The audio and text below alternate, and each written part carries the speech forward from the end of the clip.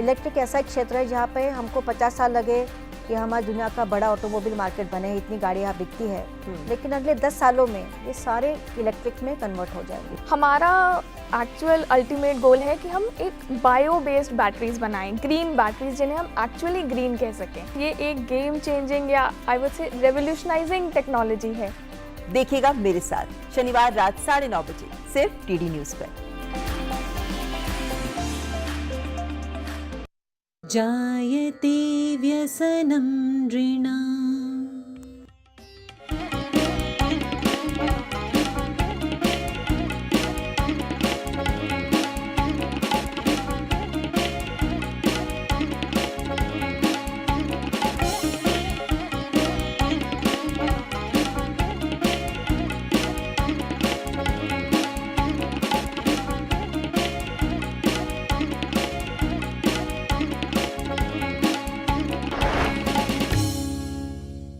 योगयुक्तो विशुद्धात्मा विजितात्मा जितेन्द्रियः सर्वभूतात्मभूतात्मा कुर्वन्नपि न लिप्यते। सत्संगति संसर्गयुक्ताः संस्कृताचारे समर्पिताः जितेन्द्रियाः जितात्मानः च प्रियाः प्रेक्षकाः। वार्तावल्याः अभिनवाङ्कमादाय भवताम् आभिमुख्यं पुनरुपस्थिताः वयम्। स्वीकुर्वन्तु मदीयं हृष्टम् अभिवन्दनम्। अहमस्मि लता, कार्यक्रमस्य प्रवाचिका। वार्तावल्याः प्रवाचकः अहं नीतीश भारद्वाजः अपि अत्र बद्धाञ्जलिः प्रणमामि भवतः सर्वान् वार्तावली वीक्षकान्। नीतीश, संस्कृत ज्ञान भाण्डारः अस्मदीयः विविधैः महार्घरत्नैः संकल्पितः अस्ति। तत्र नीतिपराणां बोधगम्यानां सुभाषितानां सुदीर्घा सुलभा च अस्ति परंपरा। आम्, सत्यं ब्रवीति भवति। विद्याभ्यास माहात्म्यं भवतु, सत्संगतिः वा, इन्द्रिय निग्रहः स्यात्, परोपकारः वा, समेपि समाचरणीयाः विषयाः सुभाषितावल्यां सविशदं समाहृताः भवन्ति। कथं तावत् विलम्बः? एतस्याः एव सुभाषितावल्याः सुनीतिगतं सुभाषितं हि एकं भवताम् आभिमुख्यम् अत्र प्रस्तूयमानम् अस्ति। अनभ्यासेन विद्यानां संसर्गेण धीमताम् अनिग्रहेण चाक्षाणां जायते व्यसनं नृणाम्। विद्याओं का अभ्यास न करने, बुद्धिमानों की संगति त्यागने और इंद्रियों को वश में न रखने से मनुष्य संकट में पड़ जाता है।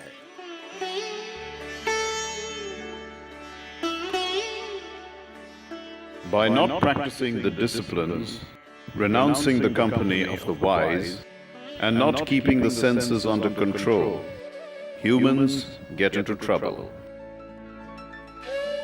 लते, विद्याभ्यासस्य विद्यार्जनस्य च व्यावहारिकः अनुप्रयोगः एव जीवने सफलता रूपेण अंगीक्रियते।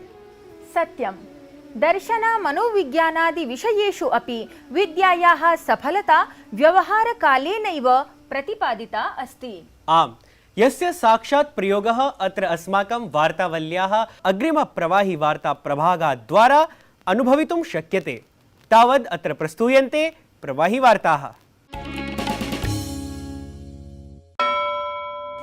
प्रधानमंत्री नरेंद्र मोदी दिल्ल्यां कर्तव्यपथस्य शुभारम्भं कृतवान्। दासतायाः चिह्नम् अधुना सर्वथा हि अपाकृतं जातम् इति प्रधानमन्त्रिणा उक्तम्। देशस्य नागरिकाः अपि सर्वे कर्तव्यमार्गदर्शनार्थं तेन आमन्त्रिताः। प्रधानमन्त्रिणा मोदिना दिल्ल्याः इंडिया गेट इत्येतस्मिन् स्थले नेतृवर्य सुभाषचन्द्र बसोः 28 फीट् समुच्च प्रतिमा अनावृता।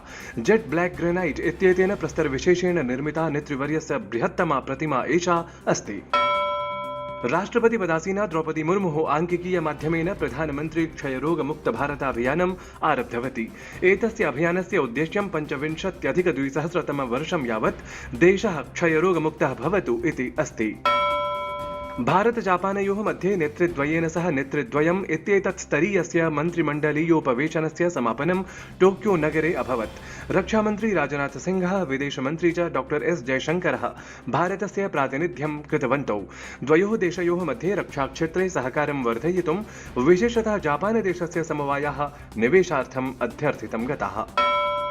प्रधानमन्त्रिणा नरेन्द्रमोदिनः बांग्लादेशस्य प्रधानमन्त्रिपदासीनायाः शेख हसीनायाः मध्ये नवदिल्ल्यां द्विपक्षस्तरीया वार्ता सम्पन्ना। देशद्वयमध्ये कुशियारा नदी सम्बद्धः जलसन्धेः हस्ताक्षरितः। अथ एतेन सह एव प्रसारभारत्याः बांग्लादेश टेलिविजन् इत्येतस्य च मध्ये सहमतिपत्रपरं हस्ताक्षरं समेत्य 7 सन्धयः हस्ताक्षरितं गताः। देशस्य विद्यालयावस्थां विशेषतः परिवर्तयितुं मन्त्रिमण्डलेन शिक्षकदिवसावसरे प्रधानमन्त्रिद्वारा उद्घुष्टानां प्रधानमन्त्री श्री विद्यालयोद्घाटनम् अनुमोदितम्। शिक्षामन्त्री उक्तवान् यत् एते विद्यालयाः नूतनशिक्षानीत्यनुसारं विकसिताः भविष्यन्ति। बेंगलुरूं समेत्य कर्णाटकस्य अनेकेषु भागेषु विगतेषु दिवसेषु प्रचण्डवृष्टिः अभवत्, येन सामान्यजनजीवनम् अस्तव्यस्तं जातम्। अभयान्त्रिकीनगरस्य बेंगलुरोः अनेकभागेषु जलप्लवकारणेन कतिपयदिनेभ्यः कार्यजीवनं प्रभावितम् आसीत्।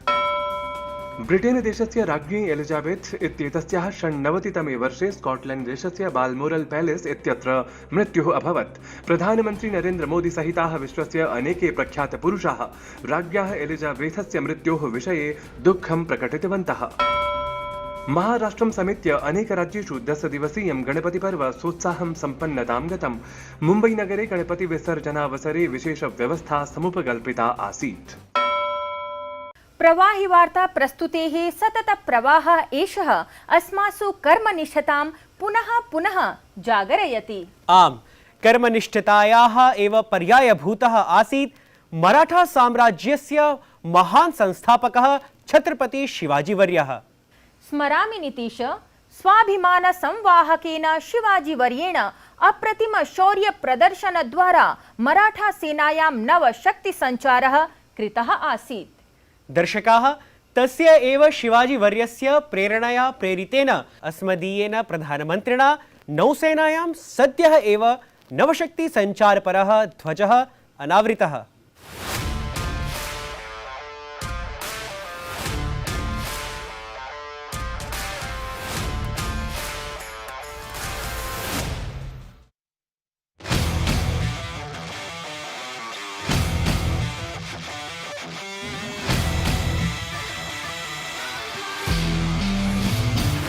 ऐषमः सेप्टेम्बर् मासिकः 2 दिनाङ्कः भारतेतिहासे देदीप्यमानाध्यायत्वेन अंकितः जातः, यदा प्रधानमन्त्री नरेन्द्र मोदी प्रथमस्वदेशीय विमानवाहकपोतम् INS विक्रांत इत्येतं कोच्चितटे राष्ट्राय समर्पितवान्।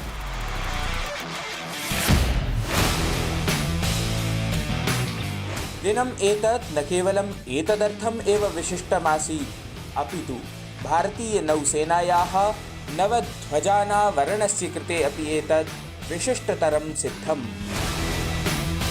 एतं च ध्वजं प्रधानमन्त्री छत्रपति शिवाजी महाराजस्य स्मरणे अभ्यर्पितवान्।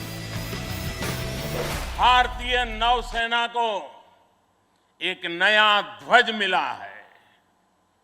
अब तक भारतीय नौसेना के ध्वज पर गुलामी की पहचान बनी हुई थी, लेकिन अब छत्रपति शिवाजी महाराज से प्रेरित नौसेना का नया ध्वज समंदर और आसमान में लहराएगा। भारतीय नौसेनायाः नवध्वजे अष्टकोण समन्वितायाः आकृतेः मध्ये जलपोताश्रय रूपं नौसैन्य प्रतीक चिह्नम् अथ सम्राजः अशोकस्य सिंहत्रयम् अपि अंकितं दृश्यते।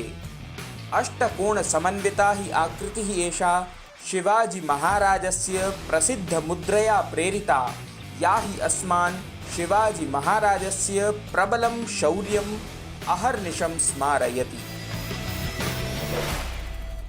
वैदिक काल से लेकर गुप्त काल और मौर्य काल तक भारत के समुद्री सामर्थ्य का डंका पूरे विश्व में बजता था। छत्रपति वीर शिवाजी महाराज ने इस समुद्री सामर्थ्य के दम पर ऐसी नौसेना का निर्माण किया जो दुश्मनों की नींद उड़ाकर रखती थी। छत्रपति शिवाजी महाराजेन 17 शताब्द्याः मध्ये स्वीय नौसेनायाः आधारः तदा स्थापितः यदा देशस्य पश्चिमवर्ति तटेषु ब्रिटिश, डच, पुर्तगीज इत्येतेषां वैदेशिकाक्रान्तिदलानाम् आधिपत्यारम्भः जायमानः आसीत्। 20 वर्षान्तराले शिवाजी महाराजेन शक्तिसम्पन्नस्य नौसैन्यवाहकपोतस्य निर्माणं कृतम् आसीत्। शिवाजीवर्यस्य नौसेनाद्वारा 65+1600तमे वर्षे कर्णाटकतटे बसरूर नामके क्षेत्रे पुर्तगालीयाः पराजिताः, ततः च ते बहिष्कृताः अपि आसन्। शिवाजी नौसैन्यशक्त्या तु मुम्बै क्षेत्रसमीपवर्तिनः खण्डेरी द्वीपस्य अधिग्रहणं कृत्वा तत्र विशालदुर्गस्य अपि निर्माणकार्यं प्रारब्धम्। अथ यदा 79+1600तमे वर्षे आङ्ग्लसैन्यद्वारा शिवाजी महाराजसाम्राज्यं तत्र अधिक्षिप्तं, तदा शिवाजी नौसैन्यशक्त्या आङ्ग्लसैन्यशक्तिः अपि सबलं पराजिता आसीत्। शिवाजी महाराजस्य मृत्योः पश्चात् तदीयपुत्राभ्यां सम्भाजिः, राजा रामः च इत्येताभ्याम् एतद्धि कार्यम् अग्रे प्रवर्धितम्। तदीये एव काले मराठा नौसैन्यशक्तेः प्रमुखः आसीत् कान्होजिः आङ्ग्रेः। यदीये हि नेतृत्वे पश्चात् गोवातः गुजरातं यावत् सकले अपि पश्चिमवर्ति तटक्षेत्रे मराठा नौसेनायाः आधिपत्यं स्थापितम् अभवत्। अथ अनेकवर्षपर्यन्तम् अपि वैदेशिकाक्रान्तारः एतेषु क्षेत्रेषु स्वस्वाधिपत्यं स्थापयितुम् असिद्धाः एव सिद्धाः। अद्य यदा भारतस्य नौसेना जगतः सर्वशक्तिसम्पन्नासु नौसेनासु अन्यतमरूपेण राजते, तदा नूनं हि कृतज्ञं राष्ट्रम् अस्मदीयं शिवाजी महाराजवर्यं तदीयप्रेरणापरत्वं च सन्ततं सश्रद्धं संस्मरेत् इति। वार्तावलीवृत्तं DD न्यूज़।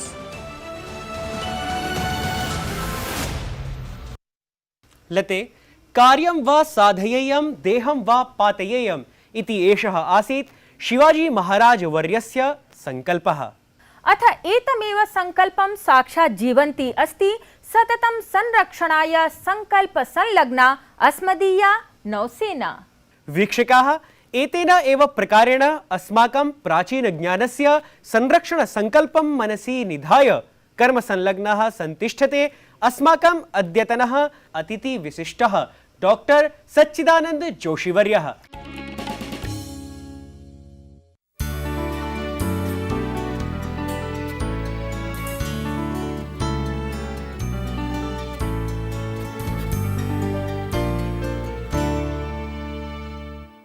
संस्कृति मंत्रालयाधीनस्य इंदिरा गांधी राष्ट्रीय कला केन्द्रस्य सदस्य सचिवाय अथ राष्ट्रीय संस्मारक प्राधिकरणस्य अध्यक्षाय श्रीमते डॉक्टर सच्चिदानंद जोशीवर्याय सस्वागतं वार्तावल्यां नमः। मम प्रथमः प्रश्नः अस्ति यत् अत्र इंदिरा गांधी राष्ट्रीय कला केन्द्रे संस्कृतितत्त्वानि यानि सन्ति तानि आश्रित्य बहु किमपि तत्र कार्यकलापाः भवन्ति, बहवः कार्यकलापाः। तत्र संस्कृतम् आश्रित्य किं विशिष्टम् अत्र आचर्यते इति प्रथमं ज्ञातुकामः। देखिए, इंदिरा गांधी राष्ट्रीय कला केंद्र की जो स्थापना हुई है वो दरअसल भारत के संस्कृति के कोष के लिए हुई है कि एक तरह से ये भारत की संस्कृति की जो पूरी की पूरी एक तरह से संदर्भ स्थली बने, इस दृष्टि से इस कला केंद्र की स्थापना हुई। और जब हम बात करते हैं संस्कृति के संरक्षण की, तो निश्चित तौर पर जो हमारी प्राचीन शास्त्र परंपरा है उसका बहुत अधिक योगदान है। तो कला केंद्र का जो एक बहुत महत्वपूर्ण जो काम है वो है यहाँ की जो हमारे शास्त्र हैं उनके क्रिटिकल एडिशन निकालना, आलोच्य एडिशन निकालना और उनको हिंदी में और अंग्रेज़ी में प्रकाशित करना। ये इसलिए करना क्योंकि संस्कृत भाषा में सब लोग पढ़ नहीं सकते, अगर पढ़ना चाहें तो भी उसका अनुवाद मिलना चाहिए। कई वर्षों से ये ग्रंथ परंपरा थी और बहुत सारी पांडुलिपियाँ हैं। आपको भी ये शायद मालूम होगा कि संभवतः पूरे विश्व में सबसे अधिक पांडुलिपियाँ भारत में हैं और सबसे ज़्यादा भाषाओं में और सबसे ज़्यादा लिपियों में पांडुलिपियाँ हैं। इतना ही नहीं, सबसे अधिक प्रकारों में पांडुलिपियाँ हैं, जैसे ताम्रपत्र है, भुर्जपत्र है, और अधिक पार्चमेंट पेपर है, अलग अलग तरह के प्रकार हैं। तो उन पांडुलिपियों का अध्ययन करना और उसके बाद उसके ऊपर से ग्रंथ तैयार करना, ये कला केंद्र का एक बहुत महत्वपूर्ण काम है। उस दृष्टि से आप अगर कहते हैं कि संस्कृत में क्या काम हुआ है, तो ये हम कह सकते हैं कि वेदों का, ब्राह्मण ग्रंथों का, अरण्यकों का, श्रौत्र सूत्र जैसे अन्य सूत्रों का, इनके सबके हमने क्रिटिकल एडिशन तैयार किए हैं, संस्कृत से हिंदी में, संस्कृत से अंग्रेज़ी में, और वो सामान्य शोधार्थियों के लिए, पाठकों के लिए उपलब्ध कराए हैं। एवं अत्र विश्वविद्यालयवत् पाठ्यक्रमाः अपि प्रचल्यन्ते। जी, कई विश्वविद्यालयों में भी है, संस्कृत के विश्वविद्यालयों में भी ये सारी पुस्तकें जाती हैं। महत्वपूर्ण बात यह है कि देश में आप जानते हैं कि 17 संस्कृत विश्वविद्यालय वैसे ही कार्यरत हैं। देश के कई विश्वविद्यालयों के विभागों में संस्कृत के विभाग हैं, जहाँ पर MA की पढ़ाई, PhD की पढ़ाई होती है। तो उन सब विश्वविद्यालयों में जो विद्यार्थी पढ़ रहे हैं, उनके लिए भी तो एक पाठन सामग्री उपलब्ध कराने का काम है, जो कला केंद्र के माध्यम से हो रहा है। सेंट्रल विस्टा इत्यत्र नाम नूतनं संस्कृत भवनं निर्मीयते। तत्रापि संस्कृतस्य नाम बहव्यः सूक्तयः भवेयुः इति अस्मदृशानाम् आकाङ्क्षा अस्ति। यथा बहव्यः सूक्तयः पूर्वतन्यः याः आसन् तत्र पुरातने नाम संसद्भवने आसन्, तद्वत् अपि किमपि नाम अधिकम् अत्र भवेत् एवं मम मदीया जिज्ञासा। ये दरअसल काम संस्कृति मंत्रालय का है, जिसके माध्यम से कला केंद्र को ये काम करने के निर्देश प्राप्त हुए हैं। इसके साथ ही हमने ये ध्यान रखा है कि जहाँ भी हो सके हमारी संस्कृति का, हमारी धरोहर का, हमारे ज्ञान वैभव का प्रदर्शन हो सके, और इस दृष्टि से कुछ सुभाषितों का प्रयोग, कुछ सूत्रों का प्रयोग, जैसे वैदिक सुभाषित हैं, वैदिक सूत्र हैं, वैदिक मंत्र हैं, या और अन्य ग्रंथों के जो मंत्र हैं, उनका कहाँ कहाँ कैसे प्रयोग किया जा सकता है, उसको हमने ध्यान रखने की कोशिश की है। ये भी है कि सिर्फ संस्कृत निष्ठ होना आवश्यक नहीं है। हमारी अलग अलग लोक परंपराएं, अलग अलग हमारे प्रांतों की परंपराएं, इनको भी सबको हमने साथ लिया है। तो इसलिए हम जब जानते हैं कि हमारी जो वैदिक परंपरा है वो 5000-7000 साल पुरानी है, इसकी कोई गणना अभी लोग नहीं कर रहे हैं कि कितने हज़ार साल पुरानी। तो जब हम भारतीय संस्कृति के दर्शन की बात करते हैं, तो वो बात तो सामने सबसे पहले आ ही जाती है, क्योंकि ऋग्वेद की ऋचा ही कहती है कि माता भूमि पुत्रो हम पृथ्वी, मैं पृथ्वी का पुत्र हूँ, ये मेरी माता है। तो हम वहाँ से ही शुरू करते हैं। या जब हम बात कहते हैं कि भारत का वैश्विक दृष्टिकोण क्या है, तो अयम निजो परे वेति गणना लघु चेतसाम उदार चरिता नाम तो वसुधैव कुटुंबकम, ये हमारा भारत का जो दृष्टिकोण है, वैश्विक दृष्टिकोण। तो ये सारी बातें भी कहीं न कहीं भारत को जब हम प्रदर्शित कर रहे हैं, तो वो सारी बातें भी कहीं न कहीं आए, ऐसा भी सोचने की हम सब ने प्रक्रिया प्रारंभ की है। अथ राष्ट्रीय संस्मारक प्राधिकरणस्य अपि भवान् आध्यक्षं निर्वहति साम्प्रतं। तत्रत्याः याः अपि वर्तमानोपलब्धयः सन्ति, तासां विषये अपि हम ज्ञातुकामः यत् तत्र कथमिव काः उपलब्धयः वर्तमानाः। देखिए, ये तो वैसे मेरा एक अतिरिक्त कार्यभार है, और हम लोग ये सोचते हैं कि वहाँ का नियमित अध्यक्ष जिनकी भी नियुक्ति होना है वो जल्दी हो जाएगी। लेकिन मुझे ये लगा कि ये जो संस्था है, ये देश के लिए बहुत महत्वपूर्ण संस्था है, संस्कृति के संरक्षण के लिए बहुत महत्वपूर्ण संस्था है। एक दृष्टिकोण हुआ कि राष्ट्रीय संस्मारक प्राधिकरण का एकमात्र उद्देश्य हो गया भवनों के लिए अनुज्ञा पत्र जारी करना, परमिशन देना। जो आर्कियोलॉजिकल साइट्स हैं, अगर वहाँ कोई कंस्ट्रक्शन करता है, कोई निर्माण करता है, तो वो नियमों के अधीन उसकी अनुमति जारी करना, तो वही एक काम बन गया। लेकिन दरअसल वो काम है नहीं। स्मारक प्राधिकरण का काम तो ये है कि हम हमारी धरोहर के, स्मारकों के महत्व को लोगों तक पहुंचाएं, उसके बारे में, हर स्मारक के बारे में कैसी नियमावली बने ताकि वो और अच्छी तरह से संरक्षित हो सके और ज़्यादा से ज़्यादा लोगों तक वो पहुंच सके। ये एक बड़ी बात है। एक और महत्वपूर्ण बात है कि आप जानते हैं कि भारत एक ऐसी प्राचीन परंपरा का देश है जहाँ स्मारकों में अनेक शिलालेख आपको मिल जाते हैं, इंस्क्रिप्शन जिसे कहते हैं। अलग अलग भाषाओं में। संस्कृत में बहुत सारे इंस्क्रिप्शंस हैं जो कई बार ग्रंथ लिपि में आ जाते हैं, किसी और लिपि में आ जाते हैं, पर मूल भाषा संस्कृत भी है उसमें, वो अभी तक पढ़े नहीं गए हैं। तो हम ये भी प्रयास करेंगे कि ऐसा भी कोई राष्ट्रीय स्मारक प्राधिकरण के अंतर्गत ऐसा भी कोई प्रकल्प हो जिसमें हम इन सारे अभिलेखों को, शिलालेखों को पढ़ सकें और पढ़ के उसमें से पता लगा सकें कि दरअसल वो कौन सी पुरानी बात है, प्राचीन परंपराएं जिससे अभी तक हम लोग विज्ञ नहीं है, वो होना चाहिए। तो एक ये बड़ा काम वहाँ करने का एक विचार है। इसके साथ एक और जो बड़ा काम करने का विचार है वो है कि जो हम अलग अलग मूर्तियाँ जो प्रदर्शित होती हैं हमारे मंदिरों में, उसके बारे में अभी भी बहुत अधिक स्पष्टता नहीं है आइकोनोग्राफी के बारे में। दुर्भाग्य से हमारे देश ने बहुत अधिक आइकोनोग्राफी के क्षेत्र के विशेषज्ञ पैदा नहीं किए, जो कि करने चाहिए। युवाओं को भी प्रेरणा मिलनी चाहिए कि वो इस क्षेत्र में जाएं ताकि वो धरोहर को जान सकें। तो उस दृष्टि से भी अगर कुछ किया जा सकता है तो मैं उस प्राधिकरण के अंतर्गत करना चाहूँगा। नाम मंदिराणाम अपि वैशिष्ट्यं तत्र किं वैज्ञानिकता अस्ति। हाँ, बिल्कुल बिल्कुल। और आप जानते हो कि भारत के जो पूरे भारत को अगर आप देखोगे तो हर एक क्षेत्र के मंदिरों की अलग अलग विशेषता है, और वो क्षेत्र के मंदिरों की विशेषता अन्य कारणों से है। सिर्फ वहाँ का वास्तुशिल्प अलग है क्योंकि वास्तुकार अलग है ऐसा नहीं है, वहाँ की जलवायु, वहाँ प्राप्त होने वाली जो स्थानीय सामग्री है, वहाँ के जो पारंपरिक जो संस्कार हैं, उन सब चीज़ों को ध्यान में रख के वैसे मंदिर बने। ये कितना विशिष्ट है। नहीं तो आप देखते हैं विदेशों में जाते हैं तो अगर उदाहरण नहीं, एक जैसा ही कहीं भी जाइए आपको एक जैसे ही वहाँ पे धार्मिक स्थान भी मिलते हैं। उसकी तुलना में भारत में जो वैविध्य है, और ये सिर्फ वास्तु वैविध्य नहीं है, ये वैविध्य जो है वो प्रकृति वैविध्य भी है, वो सामाजिक जीवन का वैविध्य भी है, वो संस्कार और परंपराओं का वैविध्य भी है, वो देखने को मिलता है। भवान् पत्रकारिता जनसञ्चार क्षेत्रतः अपि सम्बद्धः अस्ति।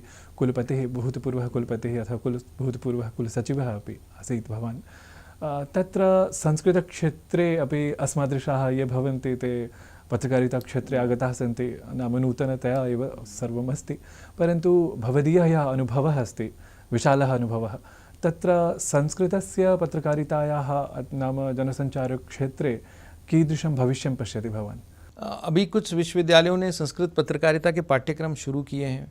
भोपाल में जो पत्रकारिता विश्वविद्यालय, वहाँ भी संस्कृत पत्रकारिता का पाठ्यक्रम शुरू हुआ है।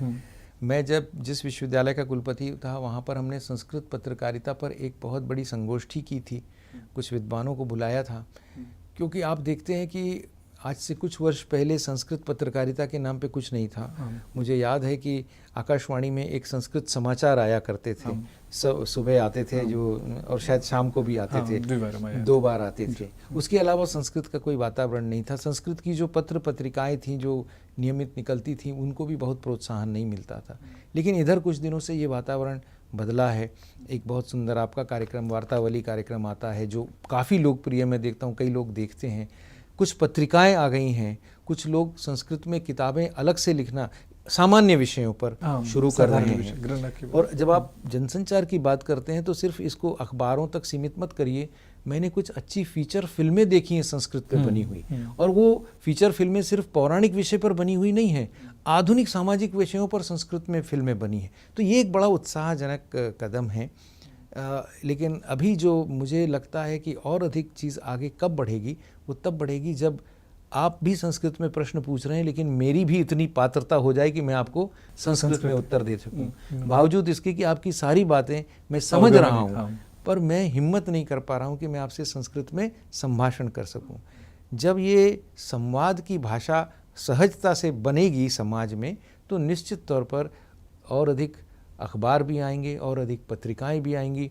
हो सकता है सोशल मीडिया पर भी आप संस्कृत में संवाद करना शुरू कर दें, फेसबुक पर भी कोई संस्कृत में भेजे, व्हाट्सएप पर भी चैट हो संस्कृत में। इस तरह की चीज़ें बहुत अधिक संभाव्य हैं। आवश्यकता सिर्फ इस बात की है कि हम लोग, जिसमें मैं भी शामिल हूँ, अपनी झिझक तोड़कर संस्कृत में संभाषण कर सकें। महोदय, भवतः विशिष्ट संदेशान् श्रावम् अस्मादृशाः कृतकृत्याः, अथ मन्ये अस्मदीयाः ये दर्शकाः सन्ति तेपि कृतकृत्याः भवेयुः। भवता समयः अत्र कल्पितः अस्मदर्थं तदर्थं भवते धन्यवादाः।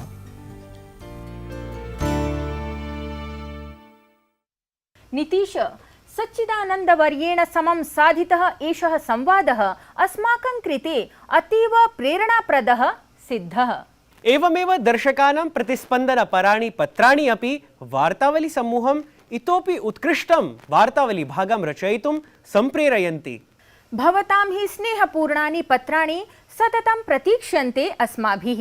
लते, न हि केवलं पत्राणि प्रत्युत जाने जाने यत् अनूदितं स्पर्धागीतमपि प्रतीक्ष्यन्ते अस्माभिः इति।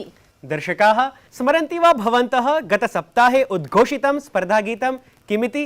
नीतीश, एतस्मिन् क्रमे स्मारयतु यत् एतत् पाक्षिकं स्पर्धागीतं किम् अस्ति इति। दर्शकाः, स्पर्धागीतमस्ति गुमनाम है कोई बदनाम है कोई। गुमनाम है कोई बदनाम है कोई, किसको खबर कौन है वो अनजान है कोई। गुमनाम है कोई बदनाम है कोई, किसको खबर कौन है वो अनजान है कोई। गुमनाम है कोई। समीक्षकाः लता मंगेशकर स्वरसंवलितस्य गुमनाम चलच्चित्रगतस्य एतस्य गीतस्य मौलिकानुवादं विधाय यथाशीघ्रं सम्प्रेषणाय निवेद्यन्ते भवन्तः। वीक्षकाः, वार्तावल्याः साम्प्रतिकः अङ्कः समाप्तिघटीं सन्दर्शयति। तावत् स्वस्तिकामनापूर्वकं साम्प्रतं समापनं संघोषयामः। स्वस्ति पन्था मनुचरेम सूर्या चन्द्रमसाविव, पुनर्ददताघ्नता जानता संगमे महि। नमो नमः। ॐ नमः शिवाय। ॐ नमः शिवाय। नागेन्द्रहाराय त्रिलोचनाय भस्माङ्गरागाय महेश्वराय। नागेन्द्रहाराय त्रिलोचनाय भस्माङ्गरागाय महेश्वराय। नित्याय शुद्धाय दिगम्बराय। नित्याय शुद्धाय दिगम्बराय। तस्मै नकाराय नमः शिवाय। नमः शिवाय नमः शिवाय नमः शिवाय नमः शिवाय। ॐ नमः शिवाय नमः शिवाय।